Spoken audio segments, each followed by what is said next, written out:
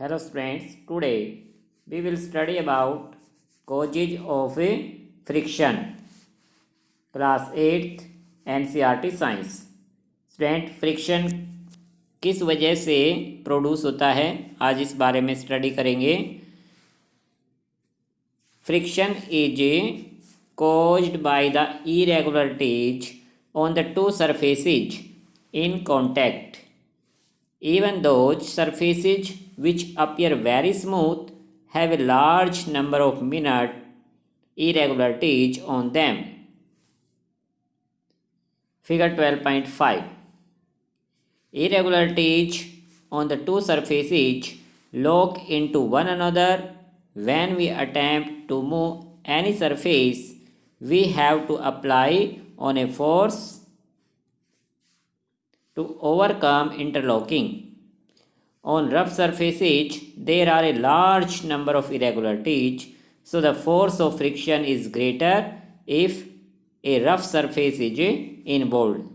Student, जो surface की irregularities होती हैं उनकी वजह से ही फ्रिक्शन फोर्स एग्जर्ट होता है। फिगर 12.5 में हम इसे समझ सकते हैं। टेबल पर एक बुक रखी हुई है, तो टेबल और बुक की जो सरफेस है स्टूडेंट, उसके ऊपर कुछ इरेगुलरिटीज होती हैं, जिसे लार्ज करके दिखाया गया है समझने के लिए। कि जो ब्लू कलर की है वो surface of book, brown colour की सरफेस ऑफ टेबल दिखाई गई है, और दोनों में जो इरेगुलरिटीज होती हैं, सरफेस इरेगुलरिटीज का मतलब है स्टूडेंट, जो रफ सरफेस है उस पर हम साफ साफ कुछ पॉइंट्स देख सकते हैं। दोनों सरफेसेज पर जो इरेगुलरिटी है दोनों एक दूसरे के अंदर इंटरलॉक हो जाती हैं। इंटरलॉक यानी एक दूसरे के अंदर कनेक्ट हो जाती हैं, और इस वजह से फ्रिक्शन फोर्स प्रोड्यूस होता है। आप देख सकते हैं दोनों सरफेस की जो इरेगुलरिटीज हैं वो एक दूसरे में कनेक्ट हो गई हैं।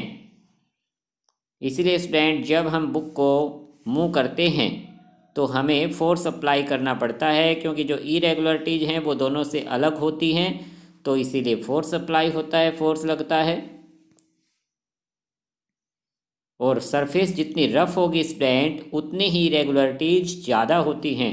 स्मूथ सरफेस पर हमें इरेगुलरिटीज कम दिखाई देंगी, जबकि रफ सरफेस पर ज़्यादा होती हैं, इसलिए फ्रिक्शन फोर्स रफ सरफेस पर ज़्यादा होता है और स्मूथ सरफेस पर फ्रिक्शन कम होता है।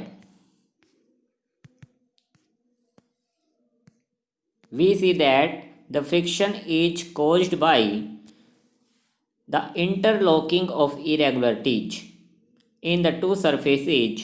It is obvious that the force of friction will increase if the two surfaces are pressed harder. You can experience it by dragging a mat when nobody is sitting on it and when a person is sitting on it. कि जो friction का main कारण student irregularities का interlock हो जाना, यानी एक दूसरे में फंस जाना, कनेक्ट हो जाना। कि जब टू सरफेसेज की जो इरेगुलरिटीज हैं वो एक दूसरे में इंटरलॉक होती हैं तो फ्रिक्शन फोर्स एक्सर्ट हो जाता है। और हम किसी ऑब्जेक्ट को जब हार्ड प्रेस कर देते हैं, दबा देते हैं, तो वो इंटरलॉकिंग ज़्यादा हो जाती हैं इरेगुलरिटीज एक दूसरे में। इस वजह से हमें उसको मूव करने में ज़्यादा फोर्स लगाना पड़ता है। एक एग्जांपल दिया गया स्टूडेंट, मैट का, चटाई होती है जो, उसको जब हम ड्रैग करते हैं, खींचते हैं, जबकि उस पर कोई भी बैठा हुआ नहीं है, nobody is sitting on it, और फिर उस पर किसी को बैठा दिया जाए तो वो हार्ड प्रेस हो जाएगी। तो उस मैट को ड्रैग करना कितना डिफ़िकल्ट हो जाता है, क्योंकि मैट की जो सरफेस है और ग्राउंड की जो सरफेस है दोनों की इरेगुलरिटीज क्या हो जाती हैं, इंटरलॉक हो जाती हैं। इरेगुलरिटीज के इंटरलॉक होने की वजह से ही हमें ज़्यादा फोर्स अप्लाई करना पड़ेगा, क्योंकि फ्रिक्शन फोर्स इंक्रीज हो जाता है। फिगर 12.6 में देख सकते हैं, you have to push on the box to keep it moving.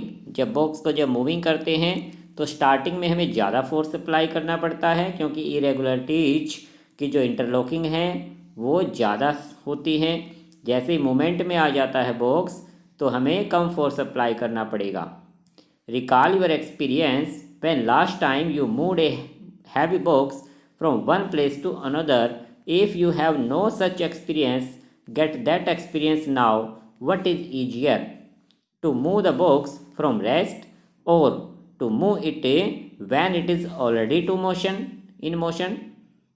कि स्टूडेंट अगर आपको ये एक्सपीरियंस नहीं है तो आप करके भी देख सकते हैं। किसी बॉक्स को, हैवी बॉक्स को जब हम मूव करते हैं, जब वो रेस्ट पोजीशन में है तो अब हम उसको मूव कर रहे हैं तब ज़्यादा फोर्स अप्लाई होता है, या फिर उसको मूवमेंट में लाने के बाद अगर हम फिर से मूवमेंट करते हैं उसकी तब इजी होता है। यस, कि एक मूविंग बॉक्स को मूव करना इजी है, क्योंकि जो बॉक्स मूविंग में है उसमें इरेगुलरिटीज इंटरलॉक होने का टाइम नहीं मिलता, इसलिए ज़्यादा इजी हो जाता है हमारे लिए एक मोशन में आए हुए बॉक्स को मूव करना। जबकि कोई बॉक्स स्टूडेंट रेस्ट पोजीशन में है तो उसकी जो इरेगुलरिटीज हैं दोनों सरफेसेज की, वो इंटरलॉक ज़्यादा टाइम तक हो जाती हैं, इसलिए उसको स्टार्टिंग में मूव करना, मोशन में लाना डिफ़िकल्ट होता है, थोड़ा सा ज़्यादा फोर्स अप्लाई करना पड़ता है। The force required to overcome friction at the instant an object starts moving from rest is a measure of static friction. स्टैट ये इस फ्रिक्शन की टाइप्स आ गई है यहाँ पर। स्टैटिक फ्रिक्शन कि जब किसी ऑब्जेक्ट को स्टार्ट करते हैं मूविंग करना, जब वो रेस्ट पोजीशन में है और उसको हम मूव करना स्टार्ट करते हैं तो उस समय जो फ्रिक्शन अप्लाई होता है वो क्या है, स्टैटिक फ्रिक्शन। कौन सा फ्रिक्शन है, स्टैटिक फ्रिक्शन। जब रेस्ट पोजीशन से किसी ऑब्जेक्ट को मूव करेंगे तो उसे स्टैटिक फ्रिक्शन कहा जाता है। On the other hand, the force required to keep the object moving with the same speed is a measured of sliding friction. कि जब कोई ऑब्जेक्ट मोशन में आ जाता है और फिर भी हम उसे मूव कर रहे हैं तब जो फ्रिक्शन अप्लाई होता है उसे स्लाइडिंग फ्रिक्शन कहते हैं। सो स्टूडेंट यहाँ हमें एक बात समझनी है कि जो स्टैटिक फ्रिक्शन है वो कब अप्लाई होगा, जब रेस्ट पोजीशन से किसी ऑब्जेक्ट को मोशन में लाते हैं तो स्टैटिक फ्रिक्शन अप्लाई होता है, और जब वो ऑब्जेक्ट मोशन में आ जाता है फिर भी हम उसे मूव कर रहे हैं तो स्लाइडिंग फ्रिक्शन अप्लाई रहता है। When the box starts sliding, क्योंकि बॉक्स मूवमेंट में आ गया है, स्लाइडिंग में आ गया है, the contact point on its surface do not get enough time to lock into the contact points of the floor, so the sliding friction is slightly smaller than the static। कि student जब एक box से motion में आ जाता है तो उसके जो सरफेस है, उसके जो पॉइंट्स हैं इरेगुलरिटीज के, उनको इंटरलॉक होने का टाइम नहीं मिल पाता, इसलिए sliding friction is slightly smaller, यानी थोड़ा सा स्मॉल होता है। कि sliding friction is slightly smaller than static friction. कि स्टैटिक से अगर कंपेयर करें तो स्लाइडिंग फ्रिक्शन क्या है, स्मॉल होता है चाहे स्टैटिक के। And you find it somewhat easier to move the box already in motion than to get it started. और इसी वजह से स्टूडेंट, क्योंकि स्लाइडिंग फ्रिक्शन स्मॉल है यानी स्टैटिक फ्रिक्शन लार्ज है, तो इसीलिए एक मोशन वाले बॉक्स को,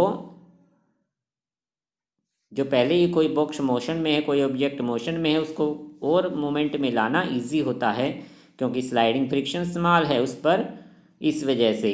सो स्टूडेंट आज हमने फ्रिक्शन के कॉजेज स्टडी किए कि फ्रिक्शन किस वजह से एग्जर्ट होता है या प्रोड्यूस होता है, क्या रीजन है इसका, कि सरफेस की जो इरेगुलरिटीज हैं वो एक दूसरे में इंटरलॉक हो जाती हैं। और फ्रिक्शन की हमने टाइप्स स्टडी की। जब कोई ऑब्जेक्ट रेस्ट पोजीशन में है तो स्टैटिक फ्रिक्शन होता है, और जब कोई ऑब्जेक्ट मोशन में आ जाता है तब उस पर स्लाइडिंग फ्रिक्शन अप्लाई रहता है। नेक्स्ट टाइम हम स्टडी करेंगे पैराग्राफ 12.3, फ्रिक्शन ए नेसेसरी, यानी एक ज़रूरत है हमारी, एंड साथ ही साथ ईविल, एक हार्मफुल इफेक्ट भी पड़ता है फ्रिक्शन का, कि ज़रूरी भी है, ईविल भी है फ्रिक्शन, दोनों ही चीज़ें हैं। बिना फ्रिक्शन के हम कोई भी ऑब्जेक्ट को मोशन में नहीं ला पाएंगे, किसी को रोक नहीं पाएंगे। यानी बहुत ही ज़रूरी चीज़ है फ्रिक्शन हमारी डेली लाइफ में, और इविल भी है। इससे हमें कुछ नुकसान भी होते हैं, हार्मफुल इफ़ेक्ट भी पड़ते हैं इसके। तो दोनों ही चीज़ें होती हैं। इसे एक बार आप ज़रूर रीड कर लेना इस पैराग्राफ को, ताकि नेक्स्ट टाइम अच्छे से समझ सको। Okay student, thank you.